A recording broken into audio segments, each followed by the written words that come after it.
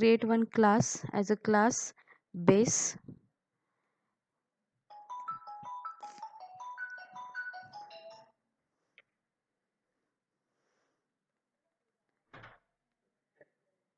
In that class I will take some variable in a protected, because I want to use these variables in its derived class also. So protected, and suppose I'll take two variables as a float, first d and d1, okay, to take the data for calculating the area of a rectangle and the triangle. Okay, then I will take one method over here to take an data, public. Okay, suppose void get data is the method. Now what I will do, in this data method I will do only c in d and d1. The reason is that I want to take an input from the user for both, for calculating both area of an rectangle as well as triangle. So commonly I will take the input from the user in a main only. So here I am just using c in, not c out, and after that now I will declare a pure virtual function over here. Okay, the reason, because we are declaring the pure virtual function in base class only. Okay, so that's why I will declare the virtual function here. So first virtual, then return type, suppose I will take float, because we have to calculate the area and area. Okay, so area is equals to 0. So this will be my pure virtual function, pure virtual function. Okay, now this class base contains this pure this virtual function or the pure virtual function. That's why this class base becomes an abstract base class. Okay, as this class base contains the pure virtual function, this class base will become now as a abstract base class. So this is only declaration of an pure virtual function. So as I already told, we are just declaring the virtual function in the base class. We have to define, or we have to write code for the pure virtual function in its derived class only. Okay, so now suppose I will make one derived class as a class triangle, okay, which is inherited from base class. Okay, in this what we will do, in public we will calculate the area of a triangle in this function. So what we have to do now, we can write the code, or we can write the definition for this pure virtual function. So virtual, then float area. Okay, now the that we will do, so it will return the area as a, so the what we, how we calculate 0.5 f, because it is float, then d into d1. So that is the formula for calculating the area of a triangle. Okay, so this will return the area of an triangle. So class triangle is over. Similarly I will make one more class as a class rectangle, and again same public base. Okay, so in that also what we will do, public, again virtual float area, same function, virtual function we are using, only difference is what, it will return now the area of an rectangle. The formula is d into d1. Okay, so complete the function, complete the class. Now we will take main integer main. Then what we will do first, clear screen. Okay, then we will create. Now we have to create the object for both rectangle as well as the triangle, because if we create only one object, then it will not take the exact values or it will not return the exact area. So that's why for this example we are creating the two objects for triangle.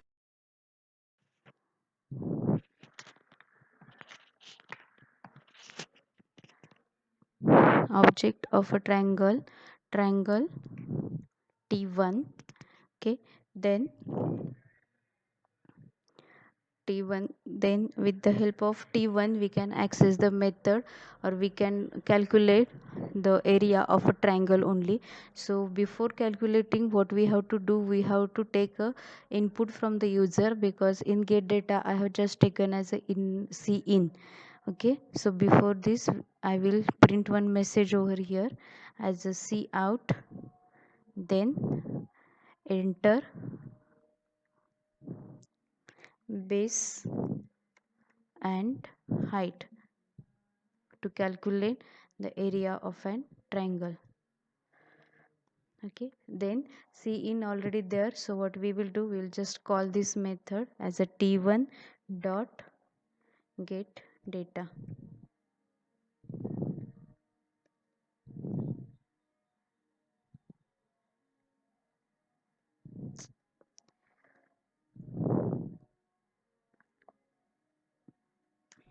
Okay, after that we will just print the area over here, cout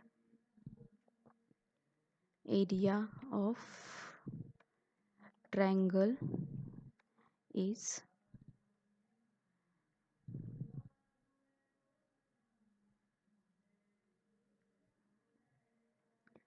t1 dot area, so it will print the area of an triangle.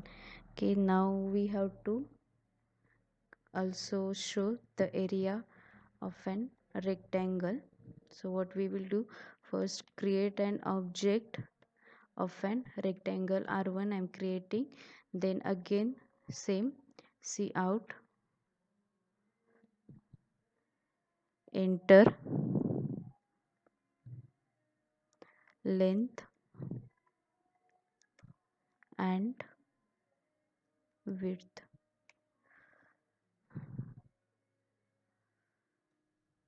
Okay, then again r1 dot get data,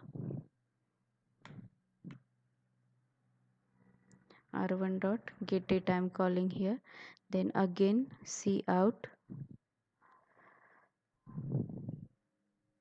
area of rectangle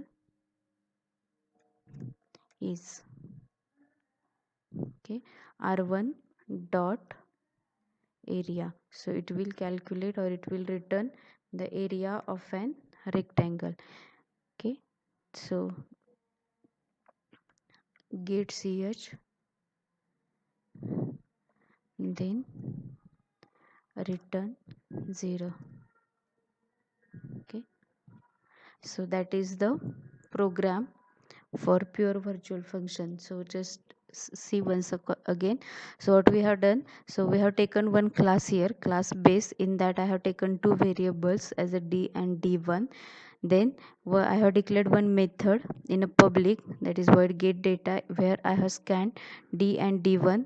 D and d1 will be the data which is required for calculating the area of triangle and rectangle. Okay, then I have declared the function as a pure virtual function. So this pure virtual function is the function we have declared as a virtual float area is equals to 0. So this is declared in a class base, that's why this class base will now become as an abstract base class. Okay, because the class which contains the pure virtual function, that we call it as an abstract base class. Okay, so class base will become as an abstract class. Now second, next we have done, we have generated one more class as a class triangle, and it is inherited from base, and in that we have written the definition of an pure virtual function, because for pure virtual function we can't write a definition in base class, we have to declare write a definition of base class in its derived class only. So class triangle is in derived class from base, so we can write the definition. So we have written the definition to calculate the area of an triangle. Similarly, we have generated one more class as a class rectangle from the base, and here also we have written the pure virtual function definition, and it will return the area of an rectangle. In main, we have created two objects to point to the area of a respective classes. So triangle T1 and rectangle R1, these are the two objects.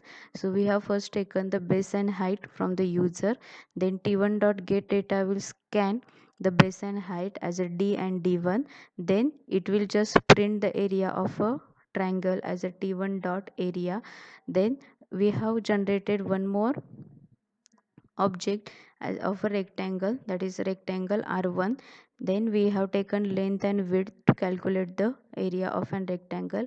R1 dot get data will scan D and D1 for the rectangle data, and it will print the area of an rectangle.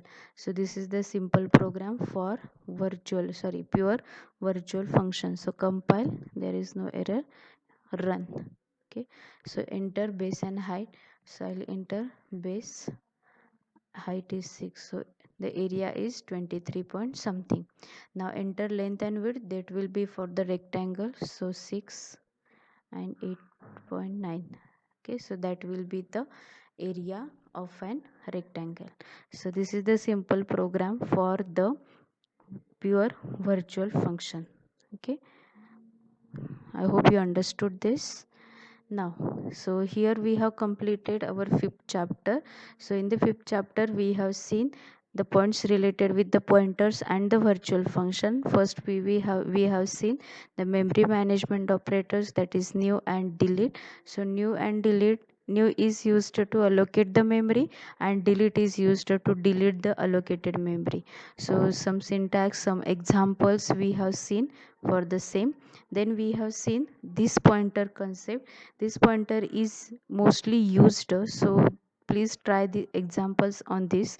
So in C, we this pointer is same as like a AND, which we are using in C. So in C++ we are using this pointer to know the address of a current object of a class. So this pointer is used to know the address of current object.